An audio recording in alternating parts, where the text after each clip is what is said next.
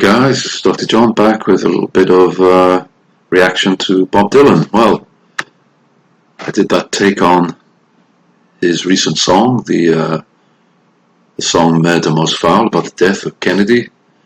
This time I just want to take a look at his acceptance speech for the Nobel Prize.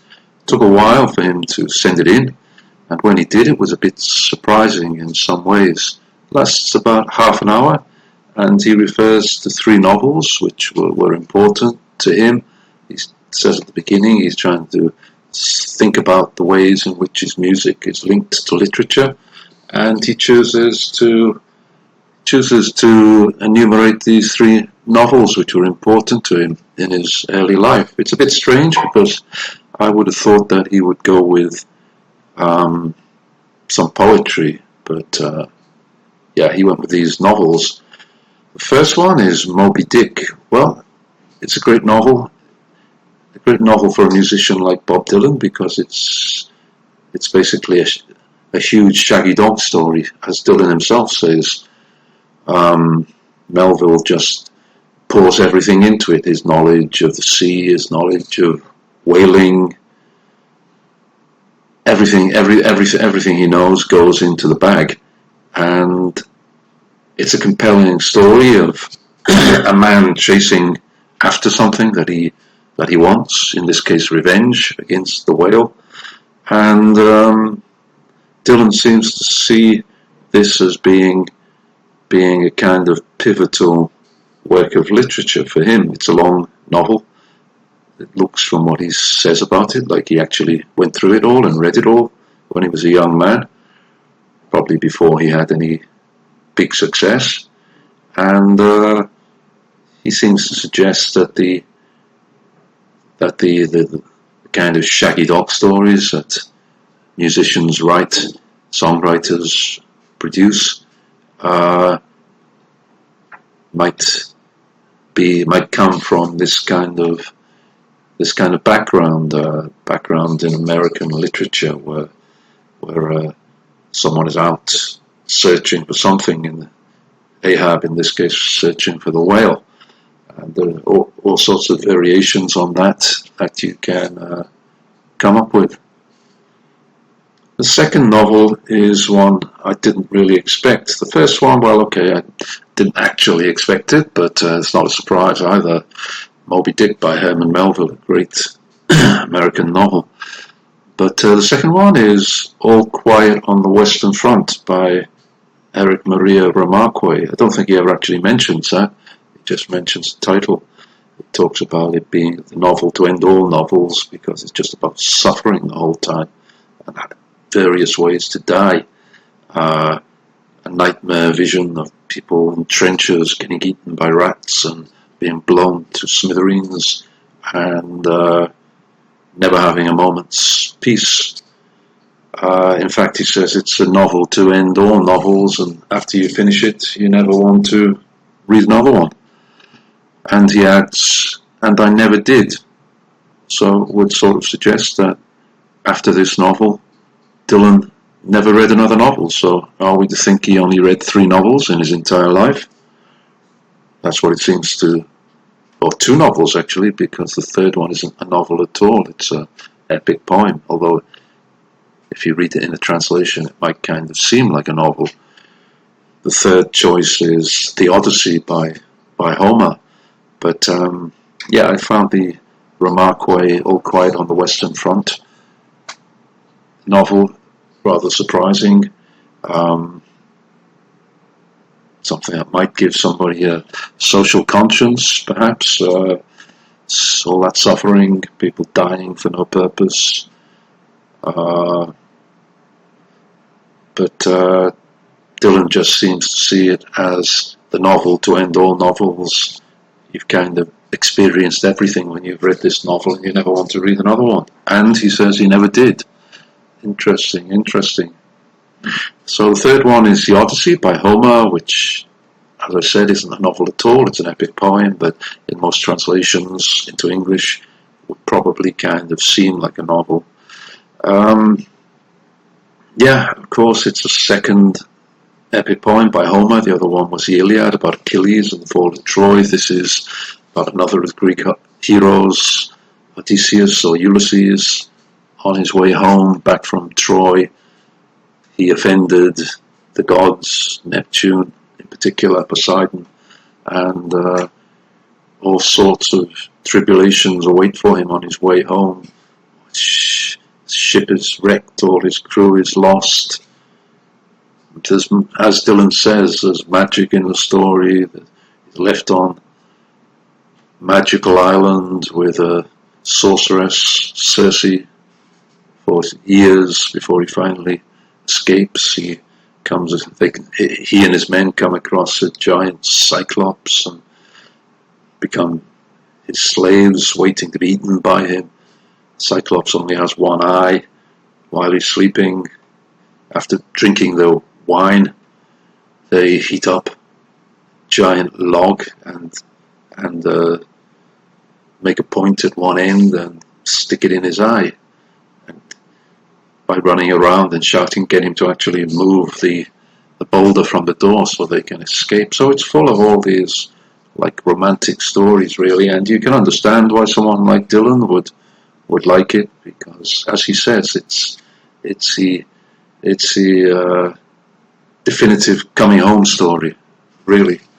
And there are so many songs which basically about getting home and the problems you have arriving home.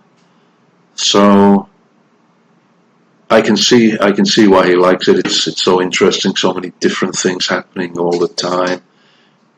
Gods and men and magic and romance and death and the sea and someone waiting faithfully for him at home while other men are trying to take his wife and all his fortune and his royalty away from him. Will he get home in time to stop them from doing that? As Dylan says, he finally gets back and takes his revenge, and the ending is very satisfying for most people. You can see what Dylan is talking about with this. It is a fundamental story for all Western literature, and probably all literature at any time. Yeah, the archetypal coming home story, all the trials and tribulations before the joy of arrival. But interesting that he picked out these three. He could have picked out poems, I think. If these were the only novels or books he read, I'm sure that there were lots of poetry that he read, at least when he was a young man. Maybe later on, there's a real chance that he just lived on the basis of listening to great song lyrics, and especially the blues. So maybe the blues was his real teacher, and after a certain point he never read any more books, and he never read any more poetry. He just listened to good song lyrics. He once said that Smokey Robinson was top poet, and he did have a lot to say about lyrics in songs, which he found important and affected him. Well, Frank Sinatra, so on and so forth. I never did like all that emulation of the great American songbook that he got into, but he seems to have known his great American songbook very well. So I think maybe that's where he got most of his lyrics, and of course the protest movement and Woody Guthrie, the blues in particular, and anything that caught his fancy really in popular music. Probably watched a lot of films as well.